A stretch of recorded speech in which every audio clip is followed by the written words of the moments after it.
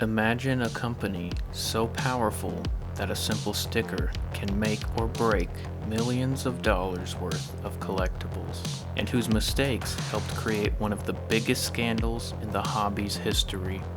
This is the story of PSA, from humble roots in the coin world to near monopoly in card grading, and a list of controversies that have shaped the modern collectibles market.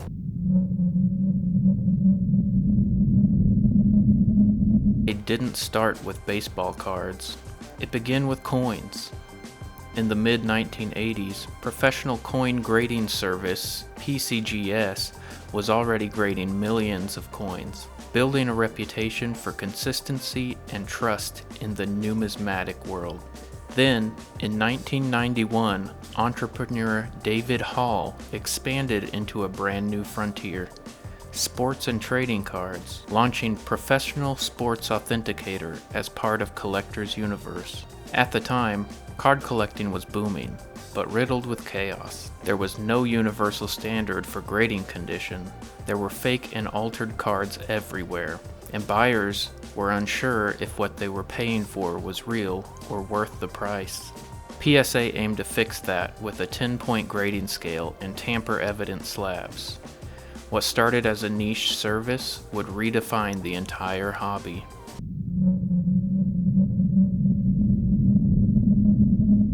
PSA's first major headline wasn't a home run, it was a landmine. In 1991, PSA graded the legendary T206 Honus Wagner card at a PSA 8, one of the most valuable sports cards in existence. But here's the twist: the card had been altered. Bill Hughes, the grader, later admitted that he knew it had been trimmed, yet still gave it a high grade to preserve value and prestige. This single decision would follow PSA for decades, not just as a moment of early hype, but as the first major controversy that hinted at deep flaws in grading judgment.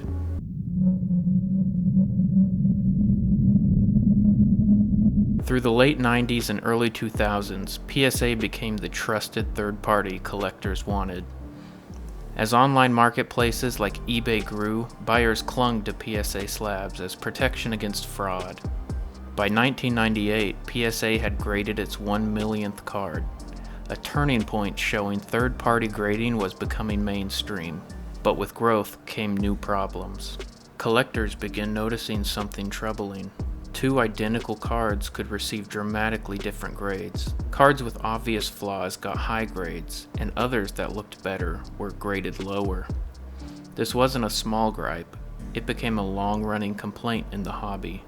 Some even accused PSA of favoring high-volume submitters with better grades to keep their business.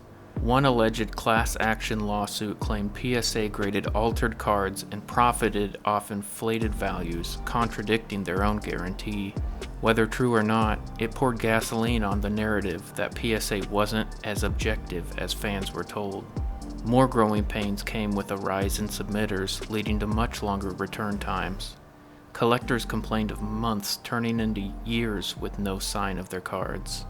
PSA simply wasn't equipped to handle the boom in popularity, and they initially responded by shutting down lower-tiered submissions. Many casual collectors felt shut out and ignored.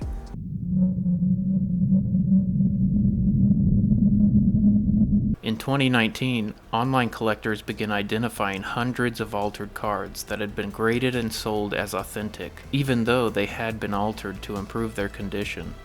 At least 316 modified cards were documented with a combined value over $1.4 million, prompting the FBI to investigate grading practices. Critics argued this wasn't an accident, that the grading process was failing to catch tampering and was actively inflating market values. Cards that should have been worth thousands instead fetched millions because of PSA slabs. This scandal reignited debates about grading accuracy and accountability.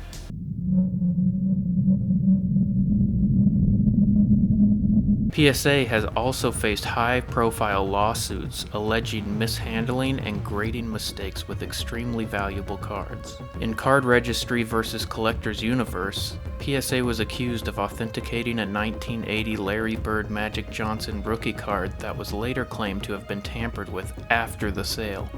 According to court filings, when the FBI subpoenaed the card, PSA retrieved it from the buyer and removed it from its sealed case, allegedly destroying evidence before the authorities could review it. In Jackson vs. Collectors Universe, PSA was sued after a rare Kobe Bryant rookie card was allegedly damaged or replaced during grading. Despite advertising that cards in its custody were insured, PSA later admitted it had no such coverage, leaving the collector without insurance. These cases show that even decades after its founding, PSA's decisions can lead to serious financial consequences and legal scrutiny.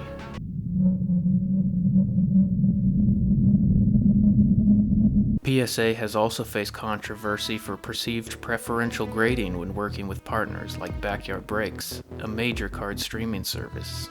Collectors claimed PSA sometimes graded cards inconsistently or generously when submitted by those partners, and that high-grade outcomes seemed almost too easy. That kind of perception, whether fair or not, damages the core promise of third-party grading: impartiality.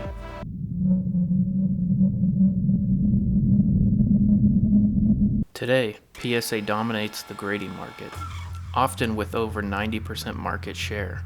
But dominance breeds criticism. In late 2025 reporting, collectors alleged PSA had purchased PSA 9 graded cards, regraded them as PSA 10s, then sold them at a profit, highlighting potential conflicts of interest. PSA's parent company has also acquired competitors like Beckett and SGC, raising serious questions about competition, transparency, and influence in the market. Whether it's fee increases, backlogs, or grading standard shifts, every move is scrutinized because PSA's decisions affect prices across the global hobby.